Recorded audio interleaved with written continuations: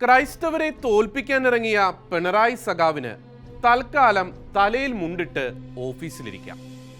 മുസ്ലിം പ്രീണനം തലയ്ക്ക് മത്ത് പിടിപ്പിച്ച കേരള സർക്കാർ സകല നീതിയും കാറ്റിൽ പറത്തി 80-20 വിഷയത്തിൽ സുപ്രീം കോടതിയിൽ അപ്പീൽ നൽകിയിരുന്നു. സർവകക്ഷി യോഗത്തിലും മറ്റു യോഗങ്ങളിലും ഒന്ന് പറയുകയും മറ്റൊന്ന് പ്രവർത്തിക്കുകയും ചെയ്ത ഇരട്ടത്താപ്പിന് സുപ്രീം കോടതിയിൽ നിന്ന് തന്നെ ആദ്യ തിരിച്ചടി കിട്ടി.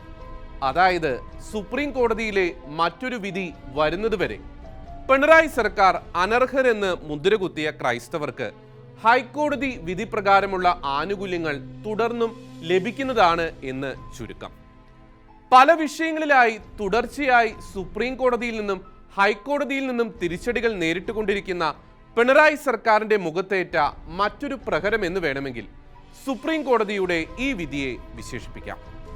മുസ്ലിം സമുദായത്തെ പ്രീതിപ്പെടുത്താൻ സർവകക്ഷി യോഗത്തിലെടുത്ത തീരുമാനങ്ങൾ പോലും കാറ്റിൽ പറത്തിയാണ് പൊതുഖജനാവിൽ നിന്ന് കോടികൾ ചെലവാക്കാൻ ഉറപ്പിച്ച് കേരള സർക്കാർ സുപ്രീം കോടതിയിൽ അപ്പീൽ നൽകിയത്.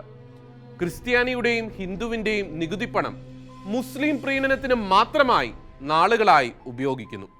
എന്നിട്ട് അതേ നികുതി പണമെടുത്ത് സുപ്രീം കോടതിയിൽ മുസ്ലിം സമുദായത്തിന് നീതിരഹിതമായ കാര്യങ്ങൾ നേടിയെടുക്കുവാനായി ക്രൈസ്തവർക്കെതിരെ അന്യായം നടത്തുന്നു. ഇത്രയും തരം താണു പോകരുത് ഒരു ഗവൺമെന്റും.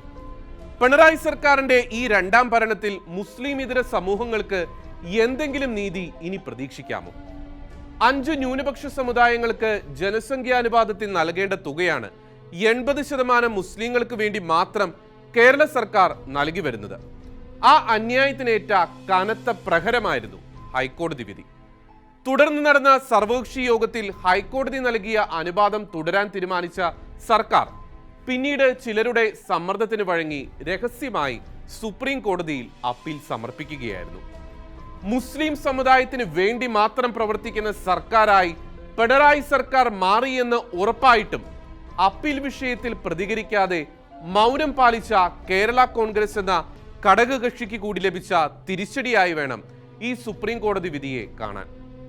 80-20 വിഷയത്തിൽ നിലവിലെ ഹൈക്കോടതി വിധി സ്റ്റേ ചെയ്യണമെന്ന് കേരള സർക്കാരും അടിയന്തരമായി സ്റ്റേ ചെയ്യണമെന്ന് minority Indians planning and vigilance commission ട്രസ്റ്റും സുപ്രീം കോടതിയിൽ ആവശ്യപ്പെട്ടു.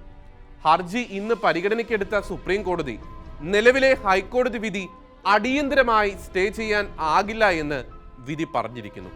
മാത്രമല്ല, തുടർവാദം കേൾക്കുന്നതിന്റെ ഭാഗമായി എതിർകക്ഷികൾക്ക് 4 ആഴ്ചയ്ക്കുള്ളിൽ മറുപടി നൽകാൻ നോട്ടീസ് നൽകിയിരിക്കുകയാണ്. അടിയന്തര സ്റ്റേ വാദത്തിൽ വാദം തുടർന്നാൽ അപ്പീൽ തള്ളിക്കളയാനും മടിക്കില്ല എന്നും സുപ്രീം കോടതി മുന്നറിയിപ്പ് നൽകി. ഏതായാലും ക്രൈസ്തവർ ജാഗ്രതയോടെ ഇരിക്കണം. സർക്കാരിന്റെ കളി തുടങ്ങിയിട്ടേയുള്ളൂ.